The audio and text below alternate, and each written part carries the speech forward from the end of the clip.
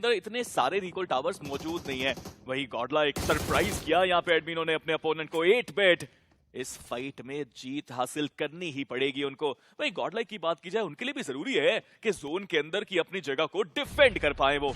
जी हाँ, और अभी भी लगभग सेंटर ऑफ द सर्कल उनके पास मौजूद है, पर मान्या गाड़ी लेकर वो बहुत दूर निकल गया प्लेयर। चलिए, सही समय पर वो वापस आ रहे हैं अपने टीममेट्स के पास, पर इसी बीच ब्लिट्ज सोहम उनको वापस रिकॉल कर दिया गया। ग्रेनेड वो क्रॉस करके दूसरी दिशा में गया नहीं, पर एडमिनो सही समय पर उन्होंने वो रिपोजिशनिंग करी। और अभी भी आप देखिए कि अपने प्लेयर के क्रॉसएयर में वो जाना चाहते हैं। उनको भी पता है कि अगर मैं अपने प्लेयर तक पहुंच पाया, वहां से उनको कवर फायर मिल पाया, तो ये फाइट हम आसानी से जीत सकते हैं।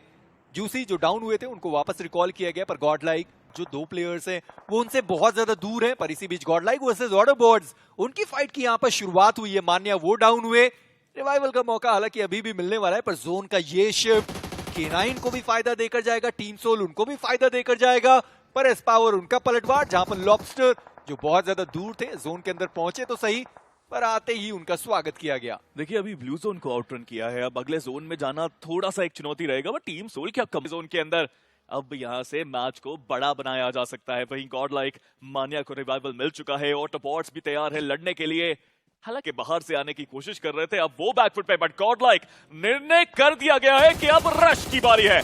देखिए, रश की बारी तो है, पर जरा अपने गाड़ियों को संभाल कर रखिए। आपस में लड़ने की जरूरत नहीं है, सामने वाले जो प्लेयर्स हैं उनसे लड़ने की जरूरत है। गॉडलाइक उनके वो 3 प्लेयर डाउन हुए, और जो चौथा प्लेयर वहां पर आया वो तो पल भर में वहां पर एलिमिनेट हो गया।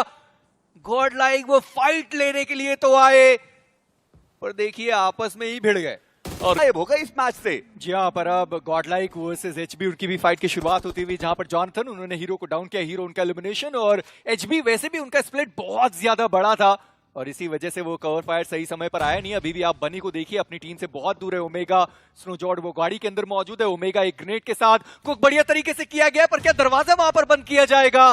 पर उससे पहले एडमिनो का वो ग्रेनेड, जहां पर ओमेगा वो डाउन हो गए।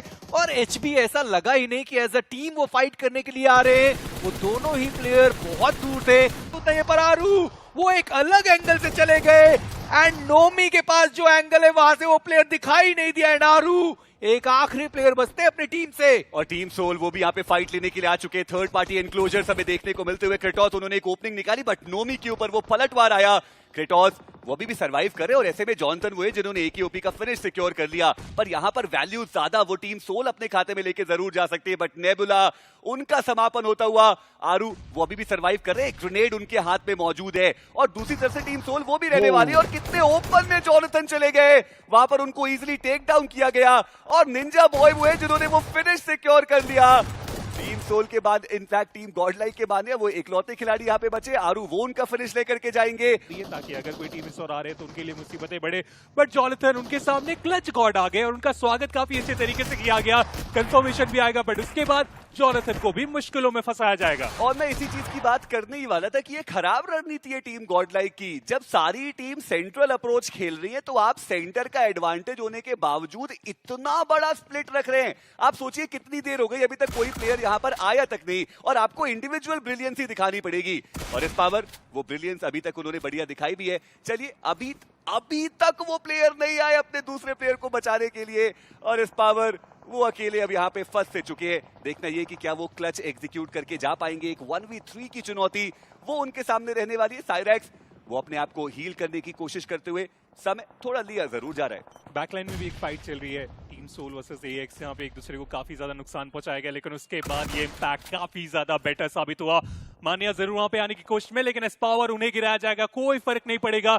जो आप बात कर रहे थे कि टीममेट का अगर साथ आएगा तभी तो ओवरऑल स्टैंडिंग में वो बेहतर करके जाएंगे। और यहाँ पे एटलीस्ट उनके पास भी वो सर्कल का सेंट्रल एरिया और गॉड्स रेन वो पूरा राउंड द सर्कल रोटेट करके ना एक एंटी क्लॉकवाइज रोटेशन एग्जीक्यूट करना चाहते हैं।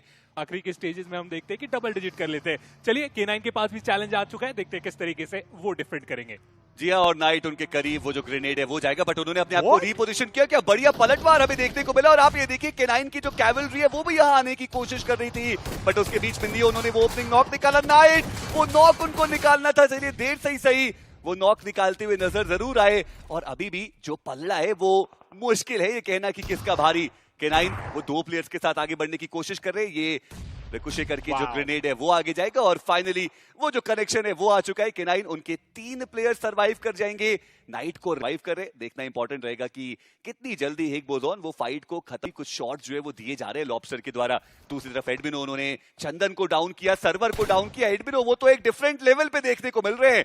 जो पहला मुकाबला था वहां पर भी वैल्यू निकाली, दूसरे में भी वैल्यू निकाली और यहां पर भी 4 फिनिशेस के साथ अब ब्लिट्स की मुश्किलें बनाने को तैयार नजर आ रहे हैं। साइड का जो एडवांटेज मिला और उसके बाद जो सर्कल का कंट्रोल बना के रखे, पूरे तरीके से ब्लिट्स को यहाँ पे गेट कीप करके जाने की कोशिश में है।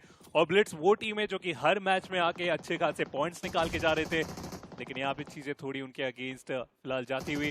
और ब्लिट्स दूसरी तरफ एक और टीम से फाइट कर रहे हैं, एचबी के साथ वो मिड रेंज की एक्शन चलती हुई और बैकलाइन से वो कंटिन्यूअसली ग्रेनेड आ रहे हैं। सौरभ तो उस तरफ देख भी नहीं रहे। चलिए अब जाके उस एंगल को भी चेकआउट किया गया क्योंकि इनके प्लेयर ही वो हमें देखने को मिला। सौरभ, सोहम ये सब डाउन और ब्लिट्स उनका जो समापन है इस मुकाबले से वो हो चुका है। हालांकि वो 2 ही फिनिश के अंक इस मुकाबले से निकाल पाए, बट उसके बावजूद 62 पॉइंट्स के साथ वो ऑलरेडी टॉप 2 में देखने को मिलेंगे। बट एडमिनो एक और नॉक उन्होंने निकाला है, ओमेगा उनको डाउन किया गया। उसका भी जो बढ़िया इस्तेमाल है वो किया गया ऑटोबॉट्स के द्वारा। बट एडमिनो वो रुकने का नाम नहीं ले रहे हैं। उन्हें पता है कि जो मोमेंटम उन्हें मिला अच्छे खासे वो पॉइंट्स निकाल के जा सकते हैं। इसलिए उनका एलिमिनेशन हुआ, बट उनके लिए भी अच्छा मैच 5 होप बनता हुआ AX के लिए। जहां पर हेनरी उनकी तरफ से एक बढ़िया स्प्रे और स्मोक के बीच में उन्होंने जो प्रेडिक्टिव शॉट से कुछ वो लिए और वहां पर जो नॉक है वो भी आया। और मान्या वो जो फिनिश है वो चुरा के ले जाएंगे रैल्फी का, वो भी आया नहीं टीम आर्यन के खाते में। अरीब अब वो बचते एकमात्र खिलाड़ी और पोजीशन उनकी पूरी तरीके से रिवील्ड है। देखना ये कि क्या वो ग्रेनेड सही दिशा में जाएगा।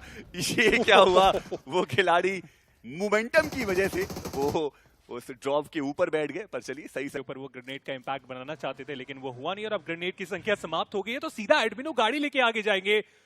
आप भूलिए ना कि एक्स के पास अभी भी वो ग्रेनेड्स हम देख पा रहे हैं। अगर वो हल्का सा भी इंपैक्ट बना फायदा हो सकता है। क्रेटोस उनकी एचपी काफी ज्यादा कम है, थोड़ा टाइम डिमांड करे। स्क्वाड हाउस है उनके पास, हालांकि वो सर्कल के बाहर है, उसे छोड़ के आगे जाने की जरूरत पड़ने वाली है। बट फाइनली एडमिनो गए पावर को लेके आए इस बार और ग्रेनेड के बाद वो रिजल्ट भी हमें आता हुआ देखने को मिला। वो जो टीम वर्क हम बात करते हैं वो फाइनली बनता हुआ। एक खिलाड़ी को गिराने के बाद अब दूसरे खिलाड़ी के ऊपर पूरी रिस्पॉन्सिबिलिटी, 3 अलग अलग दिशाओं से वो शॉट और इसी के साथ AX उनका एलिमिनेशन। पर लेकिन अब टीम नेबुला वो घेराबंदी करने के लिए तैयार सी नजर आ रही है। उनको पता है कि जो उनके ओपोनेंट्स है वो बहुत ही कन्फाइंड एरिया में नदर्न एज पे थोड़ा रुक से चुके हैं और ऐसे में देखना इंपॉर्टेंट रहेगा कि नेबुला क्या वो उसका फायदा उठा सकते हैं। पहले एडमिनो अकेले आए थे व्हीकल लेकर के, फिर वो वापस गए। उन्होंने कहा पावर आप भी बैठिए, आप ग्रेनेड फेंकिएगा, मैं व्हीकल घुमाऊंगा। और वो स्ट्रैटेजी सच में यहां पर काम आती हुई नजर आई है। पर अब एक फाइनल फाइट, क्या वो final nail in the coffin वो नेबुला या गॉडलाइक कौन वो लेकर के जाएगी, ये इंपॉर्टेंट सवाल है। 14 फिनिशेस जो अभी टीम गॉडलाइक के खाते में हमें देखने को मिल रहे हैं। एडमिनो वो बहुत ही ज्यादा बेहतरीन फॉर्म में, पर अभी भी नेबुला उनके पास सर्कल के अंदर एक वाइडर एरिया हमें देखने को मिल रहा है। स्प्लिट्स उनके बेहतर देखने को मिल रहे हैं, एंगल्स उनके पास बेहतर।